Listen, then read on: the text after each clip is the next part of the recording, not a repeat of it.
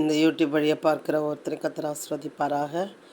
நாளிலே கூட அடியாளை மறைத்து இந்த வேதத்தை அழகாக சொல்ல அனைவர் புரியும்படியாக அடியாளை பயன்படுத்த கர்த்தரை நான் ஸ்தோத்திரிக்கிறேன். ஆமீன். இந்த நாளிலே எசேயா 31ஆம் அதிகாரத்திலே 30ஆம் அதிகாரத்திலே நம்ம பார்க்குறோம் ஒரு சில வசனத்தை. இன்னை நாளில் என்ன அறிந்து கொள்ள போகிறோன்னா, சகாயத்தை குறித்து பார்க்க போகிறோம். சகாயம் என்றால் என்ன? ஒரு உதவி.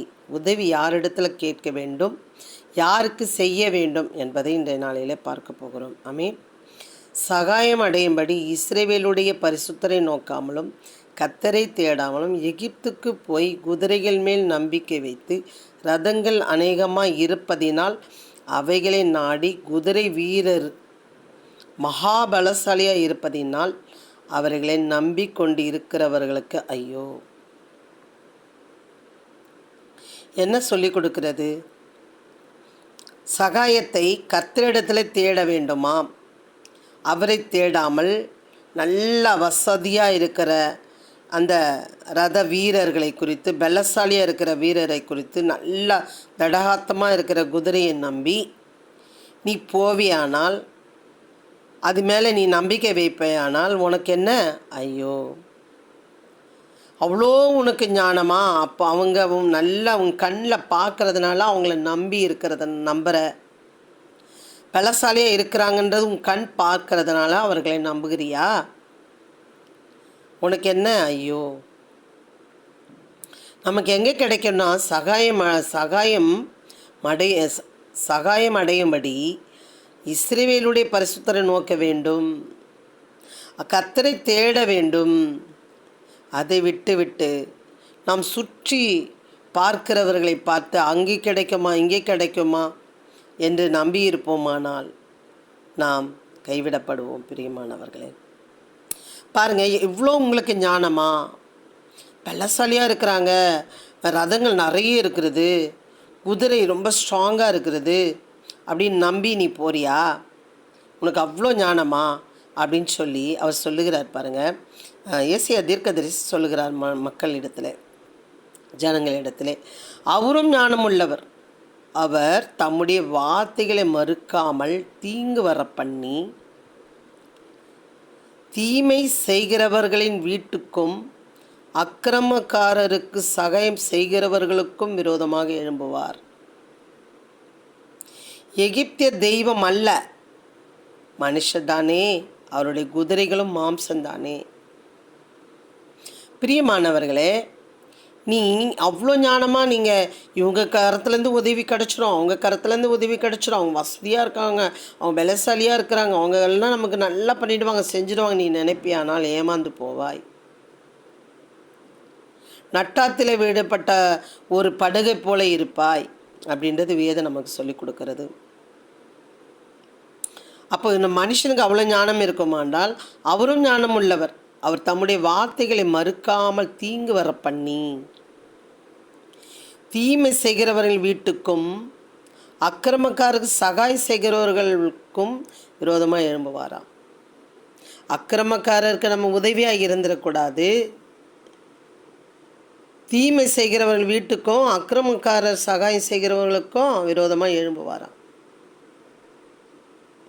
அப்போது அந்த மாதிரி உள்ள ஆட்களோடு நம்ம என்ன பண்ணிடக்கூடாது, பழகிடக்கூடாது. அப்படியேப்பட்ட ஆட்களுக்கு உதவி செய்திடக்கூடாது. அப்படியேப்பட்டவர்கள் கரத்திலிருந்து நம்ம உதவி பெறவும் கூடாது. அவர்களாலே நமக்கு உதவி கிடைக்காது. அவர்கள் ஏமாற்றுகிறவர்களாக இருப்பார்கள்.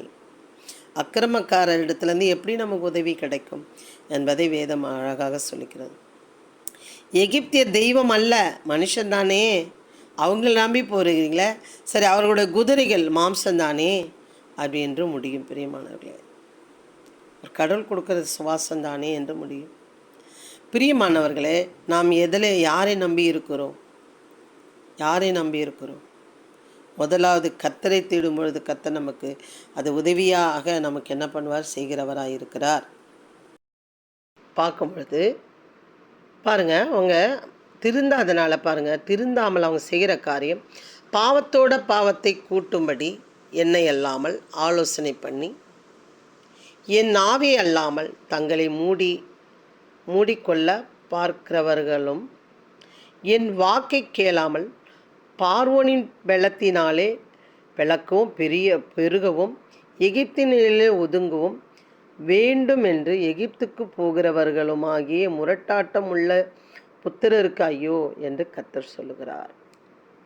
பிரியமானவர்களே, அங்கே போனால் நமக்கு ஒரு நிழல் கிடைக்கும், நிரந்தரமாக வாழ்ந்துடலாம், அவங்க ஓஹோன்னு இருக்காங்க, பலசாலியாக இருக்கிறாங்க, நமக்கு எல்லாம் செஞ்சுருவாங்க அப்படின்னு சொல்லி நீங்கள் போவீர்கள். ஆனால் என் வாக்கை கேளாமல் பார்வோனின் பலத்தினாலே நமக்கு நம்ம நம்பி அவன் நல்லா பார்த்துப்பான், அவன் நல்லா செஞ்சுப்பான் அப்படின்னு சொல்லி நம்பி போவேயானால் பலத்தினால் பெரிய ஆளாகும் அப்படின்னு சொல்லி எகிப்தினிலே ஒதுங்கவும் வேண்டும் என்று எகிப்துக்கு போகிறவர்களுமாகிய முரட்டாட்டம் உள்ள புத்திரருக்கு ஐயோ என்று கர்த்தர் சொல்லுகிறார். யாரை நம்பி நாம் இருக்கிறோம் என்பது ரொம்ப முக்கியம். பிரியமானவர்களே, அவரை தவிரி நம்ம வேற ஏதாவது தேடுமானால் பாவத்தோட பாவம் கூட்டி கொள்கிறோமா? கூட்டும்படி என்னை இல்லாமல் ஆலோசனை பண்ணி என் ஆவி இல்லாமல் தங்களை மூடிக்கொள்ள பார்க்கிறார்கள். அவரை நாம் தேடுகிறவர்களாக இருக்க வேண்டும். பிரியமானவர்களே, அவர் ஒரு வார்த்தை சொல்கிறார் பாருங்க.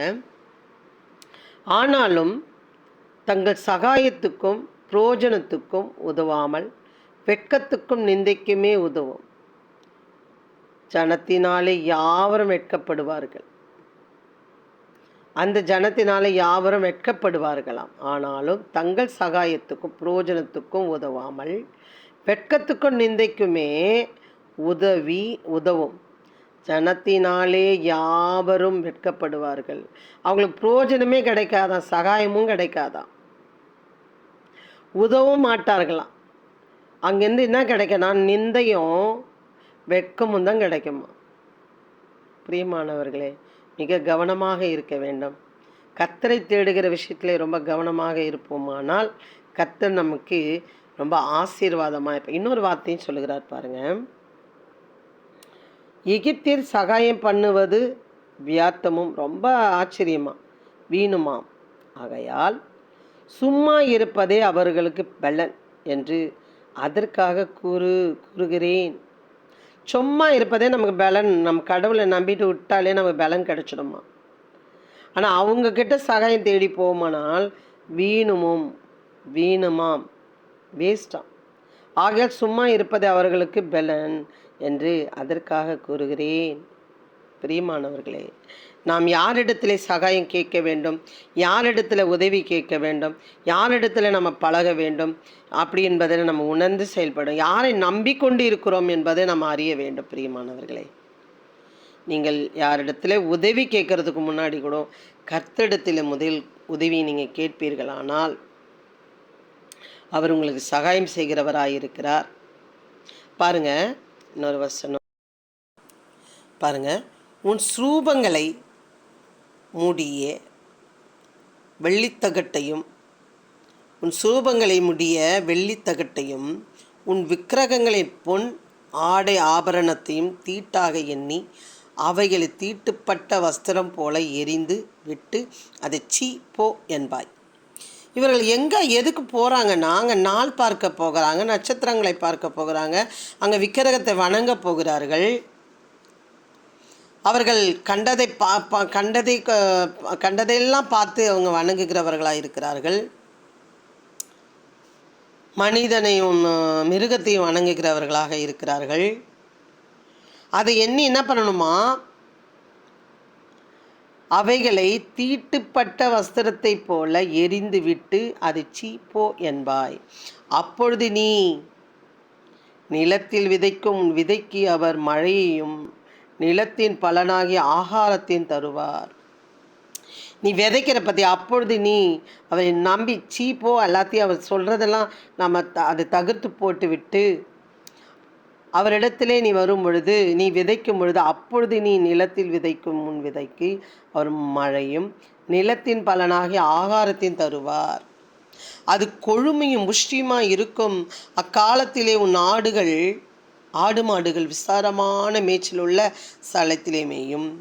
நிலத்தை உழுகிற எருதுகளும் கழுதை மாறிகளும் முரத்தினாலும் கூடையினாலும் தூற்றப்பட்ட ருசியுள்ள கப்பிகளை தின்னுமா. தூற்றப்பட்டது மிச்சம் அவ்வளோ டேஸ்டாக இருக்குமா, அது சாப்பிடுமா. கோபுரங்கள் விழுகிற மகா சங்காரத்தின் நாளிலே உயரமான சகல மலைகள் மேலும் உயரமான சகல மேடுகள் மேலும் ஆறுகளின் வாய்க்கால்களும் உண்டாகும். மகா சங்கார நாளில் கூட உனக்கு என்ன நடக்குமா, உயரமான சகல மலைகள் மேலும் உயரமான சகல மேடுகளின் மேலும் ஆறுகளும் வாய்க்கால்களும் உண்டாகும். இங்கே என்ன படிக்கிற, கோபுரங்கள் விழுகிற மகா சங்காரத்தின் நாளிலே உனக்கு மட்டும் என்ன கிடைக்குமா, நன்மை கிடைக்குமா. கர்த்தர் தமது ஜனத்தின் முறிவை கட்டி அதன் அடிக்காயத்தை குணமாக்கும் நாளிலே சந்திரனுடைய வெளிச்சம் சூரியனுடைய வெளிச்சத்தைப் போலவும் சூரியனுடைய வெளிச்சம் 7 பகலின் வெளிச்சத்தைப் போலவும் இருக்குமா. அவரிடத்திலே வெளிச்சம் இருக்கிறது, அவரிடத்துல சகாயம் இருக்கிறது. அவரிடத்துல வரும்பொழுது நீ விதைக்கிறதெல்லாம், நீ வேலை செய்கிறதெல்லாம் அவர் ஆசீர்வதிக்கிறவராக இருக்கிறார். மலை மேலே ஆறுகளை உண்டு பண்ணுகிறார், மலைகளே வாய்க்கால்களை உண்டு பண்ணுகிறார். உன் வாழ்க்கையை ஆசீர்வதிப்பாராம். அநேக இடங்களிலே பிரச்சனைகள் வந்தாலும் உன் வாழ்க்கையை ஆசீர்வதிப்பாராம். பிரியமானவர்களே, வெளிச்சமாக இருக்குமாம். அப்போ யாரிடத்திலே சகாயம் பெற்றுக்கொள்ள வேண்டும் என்பது நீங்கள் உணர்ந்து கொள்வீர்கள் என்று நான் நம்புகிறேன். கர்த்தருக்குள் அவர் சகாயம் செய்ய வல்லவர். யாராலும் செய்ய முடியாத சகாயத்தை அவர் செய்ய வல்லவராக இருக்கிறார். கேட்கிறவனிடத்திலே கேட்க வேண்டும். பிரியமானவர்களே, கேட்பீர்களான சகாயத்தை பெற்றுக்கொள்வீர்கள். உங்கள் வாழ்க்கையை அவர் ஆசீர்வதிக்க பிரியப்படுகிறவராக இருக்கிறார். பிரியமானவர்களே, கர்த்தர் உங்களை ஆசீர்வதிப்பாராக. கர்த்தருடைய பரிசுத்த நாமத்தினாலே ஆமென். அல்லேலூயா.